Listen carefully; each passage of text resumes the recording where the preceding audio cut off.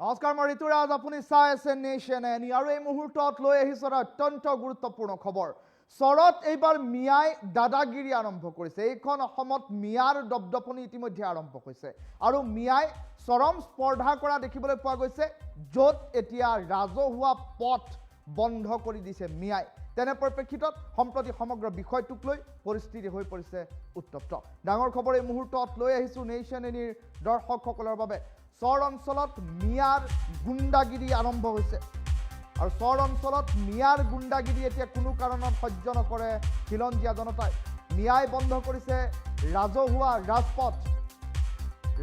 ৰাজপথ মিয়াই বন্ধ কৰি দিয়াৰ স্পৰ্ধা কৰাৰ বাতৰি আহি পৰিছে পৰ্বতজোৰাৰ চৰাঞ্চলত একাংশ মিয়াই গুণ্ডাগিৰি চলোৱাৰ অভিযোগ উত্থাপন হৈছে দেৱীতলা দলগ্ৰামত মিয়াই যাতায়াতৰ পথ বন্ধ কৰাক লৈ তীব্ৰ উত্তেজনাময় পৰিস্থিতিয়ে বিৰাজ কৰিছে যাক লৈ সম্প্ৰতি খিলঞ্জীয়া জনতা এতিয়া খৰ্গহস্ত বীৰেন্দ্ৰ ৰায় নামৰ এজন লোকে নিজৰ ভূমি এৰি দিছিল ৰাজহুৱা ৰাজপথৰ বাবে সেই পথেৰে দীৰ্ঘদিন ধৰি অহা যোৱা কৰি আহিছিল সৰ্বসাধাৰণ জনতাই আৰু তেনে পৰিপ্ৰেক্ষিতত সেই পথছোৱা এতিয়া ধুবুৰী বাংলাদেশ সীমান্তৰ নীলক্ষীয়া চৰৰ সোনা মিয়া নামৰ লোকজনে বন্ধ কৰি দিছে পথটো মুকলি কৰি দিয়াৰ বাবে ৰাইজে দাবী উত্থাপন কৰিছে কিন্তু সোনা মিয়া নাচুৰ বান্দা তেনে পৰিপ্ৰেক্ষিতত সম্প্ৰতি সমগ্ৰ বিষয়টোক লৈ এতিয়া উত্তপ্ত পৰিৱেশে বিৰাজ কৰিছে কোনো কাৰণতে পথ মুকলি কৰি নিদিয়াৰ হুংকাৰ প্ৰদান কৰিলে সোনা মিয়াই কাজিগাঁও থানাত উপস্থিত হৈ অভিযোগ পত্ৰ দাখিল কৰিছে ৰাইজে আৰু কাজিগাঁও থানাৰ আৰক্ষীৰ পৰা বিচাৰিছে এতিয়া সহায় চৰ অঞ্চলত মিয়াৰ দাদাগিৰিৰ বাতৰি এই মুহূৰ্তত আহি পৰিছে নেশ্যন এনিৰ দৰ্শকসকলৰ বাবে এই মুহূৰ্তত লৈ আহিছে অত্যন্ত গুৰুত্বপূৰ্ণ খবৰ কিয়নো মিয়াই এইবাৰ ৰাজহুৱা পথ বন্ধ কৰি দিয়াৰ বাতৰি আহি পৰিছে যি বাতৰিয়ে স্বাভাৱিকতে পৰ্বতজোৰা চৰাঞ্চলত সৃষ্টি কৰিছে তীব্ৰ চাঞ্চল্যৰ একাংশ মিয়াৰ গুণ্ডাগিৰিৰ বাবে এতিয়া সৰ্বসাধাৰণ জনতাৰ কাষ চাপিবলগীয়া হৈছে আৰক্ষীৰ দেৱীতলা দলগ্ৰামত মিয়াই যাতায়াতৰ পথ বন্ধ কৰাক লৈ উত্তেজনাময় পৰিৱেশে বিৰাজ কৰিছে সম্প্ৰতি সমগ্ৰ বিষয়টো সন্দৰ্ভত এই মুহূৰ্তত অধিক তথ্যৰ বাবে পোনপটীয়া সম্প্ৰচাৰত নিউজ ৰুমৰ পৰা সংযোগ স্থাপন কৰিম মেনেজিং এডিটৰ চন্দ্ৰশেখৰ চৌধুৰীৰ সৈতে চন্দ্ৰশেখৰ চৌধুৰী মই আপোনাৰ কাষলৈ গৈছোঁ এটা অত্যন্ত গুৰুত্বপূৰ্ণ খবৰ এইখন অসমৰে এটা প্ৰান্তত এতিয়া মিয়াৰ দপদপনি আৰম্ভ হৈছে ৰাজহুৱা ৰাজপথ এতিয়া মিয়াই বন্ধ কৰি দিয়াৰ স্পৰ্ধা কৰাৰ বাতৰি আহি পৰিছে চন্দ্ৰশেখৰ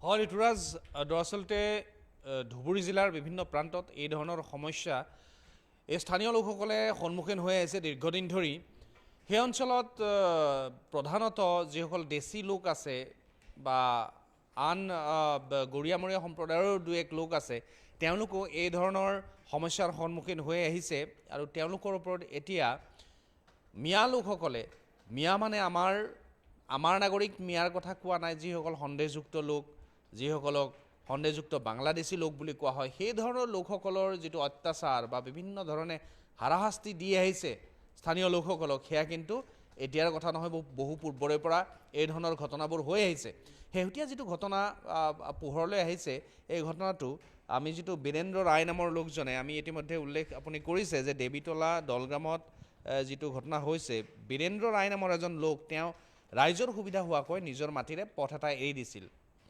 বীৰেন্দ্ৰ ৰায় তেওঁ পথটো এৰি দিছিল নিজৰ ভূমিৰে যোৱা কিন্তু সেই ৰাইজৰ সুবিধা হোৱা পথটোত আকৌ বাধা জন্মাই সোনা মিয়া নামৰ চৰৰ মিয়া এজনে যিজন মিয়াক সন্দেহযুক্ত লোক বুলি সেই লোকসকলে ধাৰণা কৰে বা অভিযোগ কৰিছে সেই লোকজনে সোনা মিয়াই বীৰেন্দ্ৰ ৰায়ে এৰি দিয়া পথটো বন্ধ কৰি দিছে আৰু ৰাইজক অহা যোৱাৰ ক্ষেত্ৰত অসুবিধাৰ সৃষ্টি কৰিছে আমি ইতিমধ্যে উল্লেখ কৰিছোঁ যে বীৰেন্দ্ৰ ৰায় নামৰ এজন লোকে তেওঁৰ ভূমিৰে এটা পথ এৰি দিছিল যাতে ৰাইজৰ সুবিধা হয় আৰু সেই পথটোকে আকৌ বন্ধ কৰি দিছে চৰৰ সন্দেহযুক্ত এজন লোকে যাৰ নাম সোনা মিয়া এইটো এটা ঘটনা উদাহৰণহে এনেধৰণৰ বিভিন্ন ঘটনা সেই অঞ্চলত হৈ থাকে এতিয়া আমি বুজিব লাগিব যে ধুবুৰী অঞ্চলত প্ৰধানত যিসকল দেশী লোক আছে বা গৰিয়ামৰীয়া লোকো একাংশ আছে এইসকল দৰাচলতে খিলঞ্জীয়া স্বীকৃতিপ্ৰাপ্ত লোক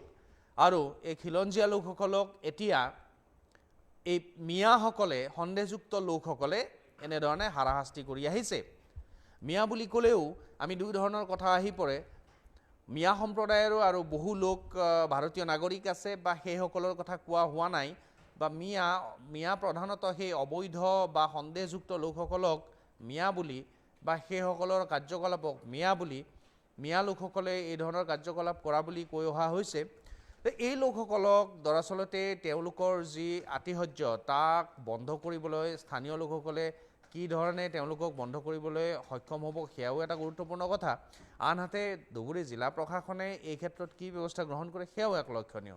কিন্তু এই সন্দেহযুক্ত লোকসকলে আমাৰ লোকসকলক বা দেশৰ নাগৰিকসকলক যি ধৰণে বিভিন্ন সময়ত সমস্যাত পেলাই আহিছে সেয়া কিন্তু সকলোৱে দেখিছে শুনিছে। সেইবাবে হয়তো ৰাজ্য চৰকাৰে বিভিন্ন অঞ্চলত উচ্ছেদ অভিযান চলাই সেই লোকৰ যিসমূহ বসতি তাত ভাঙি দিয়াৰ চেষ্টা কৰিছে।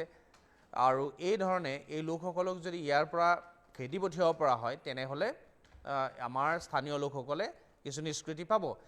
সেইবাবে ৰাজ্যৰ বিভিন্ন প্ৰান্তত যিসকল সন্দেহযুক্ত লোক আছে ৰাতিটোৰ ভিতৰতে তেওঁলোকৰ বসতি স্থাপন কৰে, তেওঁলোকৰ ঘৰ বাৰী তেওঁলোকে সাজি উলিয়াই এই লোকসকলক বা খেতি মাটি দখল কৰিছে বা অৰণ্যৰ ভূমি দখল কৰিছে বা পতিত ভূমি দখল কৰিছে, খাল বিলৰ ভূমি দখল কৰিছে। এই লোকসকলৰ কাৰ্যই সেয়া লক্ষ্যই সেয়া যে তেওঁলোকে যিকোনো প্ৰকাৰে ভূমি দখল কৰিব লাগে আৰু লাহে লাহে লাহে তেওঁলোকে সম্প্ৰসাৰণ কৰিব লাগে। ই আচলতে এটা ইছলামিক মৌলবাদীৰ যিটো এটা বৃহত্তৰ পৰিকল্পনা তাৰ এটা অংগ বুলিও ক'ব পাৰি। তেওঁলোকে এই ধৰণে বিভিন্ন অঞ্চলত ভূমি দখল কৰি লাহে লাহে যিসমূহ ভাৰতীয় নথিপত্ৰ আছে তাৰো সুবিধাসমূহ লোৱাৰ বাবে তেওঁলোকে চেষ্টা কৰে। বহু ক্ষেত্ৰত বহুতে সফলো হৈছে। এই ধৰণে তেওঁলোকে গজালি হোৱাৰ দৰে তেওঁলোকে এই ধৰণৰ সুবিধাবোৰ কৰি লৈছে, যাৰ ফলত এতিয়া স্থানীয় যিসকল দেশী লোক আছে এতিয়া ধুবুৰীৰে বহু দেশী লোকে এইসকল লোকৰ বাবে বহু সুবিধা হেৰুৱাবলগীয়া হৈছে। আৰু এই অবৈধ একাংশ লোকৰ বোজা আজি দেশে লৈ আমাৰ যিসমূহ সুবিধা আমাৰ স্থানীয় লোকে পাব লাগিছিল, নাগৰিকে পাব লাগিছিল, সেই সুবিধাসমূহ একাংশ সন্দেহযুক্ত লোকেও তেওঁলোকৰ বক্ৰপথেৰে আহৰণ কৰা নথিপত্ৰৰ বলত তেওঁলোকে লাভ কৰি আহিছে। কিন্তু এইসকল লোকৰ কাৰণেই আকৌ যিসকল স্থানীয় লোক আছে, দেশী লোক আছে, তেওঁলোকে বহু সমস্যাৰ সন্মুখীন হৈ আহিছে। এতিয়া আন সমস্যাসমূহৰ কথাটো বাদেই আছিল, এতিয়া ভূমি সংক্ৰান্তীয় যিটো সমস্যা সেই সমস্যাটো ডাঙৰ সমস্যা ধুবুৰীত, কাৰণ তাত জনসংখ্যা বেছি, তাত ভূমিৰ পৰিমাণ সেই হিচাপত কম। গতিকে তাতেই যদি আৰু কোনো সন্দেহযুক্ত লোকে আন দেশৰ লোকে এই ধৰণে তেওঁলোকে ভূমি দখল কৰে, চৰ চাপৰিৰ মাটি দখল কৰে, তেনেহ'লে আমাৰ লোকসকল যাবলৈ ক'ত? এতিয়া সেইবাবেই স্থানীয় লোকসকলে এই অভিযোগ আনিছে যে কেনেকৈ এজন সন্দেহযুক্ত লোকে চৰাঞ্চলৰ পৰা আহি কেনেকৈ নদী পাৰ হৈ হয়তো বাংলাদেশৰ পৰা আহি ভাৰতত তেওঁ প্ৰৱেশ কৰিছে বা চৰ অঞ্চলত বসতি কৰিছে অবৈধভাৱে, আৰু তেওঁৱেই আজি স্থানীয় লোকৰ পথ অৱৰোধ কৰিছে বা পথ বন্ধ কৰিবলৈ সাহস কৰিছে। ই আচলতে দুঃসাহস। এই দুঃসাহসৰ প্ৰত্যুত্তৰ দৰাচলতে যিসকল স্থানীয় লোক আছে তেওঁলোকে কি ধৰণে দিয়ে বা জিলা প্ৰশাসনে এই সন্দৰ্ভত কি ব্যৱস্থা গ্ৰহণ কৰে সেয়া কিন্তু আগন্তুক সময়ত লক্ষণীয় হ'ব। ঋতুৰাজ, ধন্যবাদ জ্ঞাপন কৰিছোঁ চন্দ্ৰশেখৰ চৌধুৰী, আপোনাক এই মুহূৰ্তত ধন্যবাদ জ্ঞাপন কৰিছোঁ। আৰু এটা অত্যন্ত গুৰুত্বপূৰ্ণ খবৰ এয়াই যে মিয়াই ৰাজপথ বন্ধ কৰি দিয়াৰ দৰে ঘটনা এইখন অসমত সংঘটিত হৈছে। তেনে পৰিপ্ৰেক্ষিতত অহা যোৱা কৰা ৰাজপথ বন্ধ কৰিবলৈ মিয়াই অধিকাৰ ক'ত পালে তাক লৈ এতিয়া প্ৰশ্ন উত্থাপন কৰি সমগ্ৰ বিষয়টো উত্তেজনাপূৰ্ণ দৃশ্যাংশ দেখুৱাই আছে।